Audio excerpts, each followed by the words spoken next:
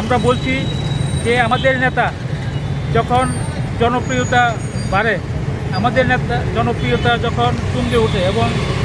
যখন বেকার সমস্যার সমাধান নিয়ে আমাদের রাহুল গান্ধী যে কথা বলে, অন্ন বস্ত্র বাসস্থান খাদ্য নিয়ে যখন সারা ভারতবর্ষ উত্তাল হয়ে যায় এবং আপনারা জানেন যে ওয়াকফ বোর্ড আইনে পরিণত হয়েছে, এটার বিরুদ্ধে যখন দলমত নির্বিশেষে সমস্ত ধর্মের মানুষ যখন ওয়াকফ বোর্ডের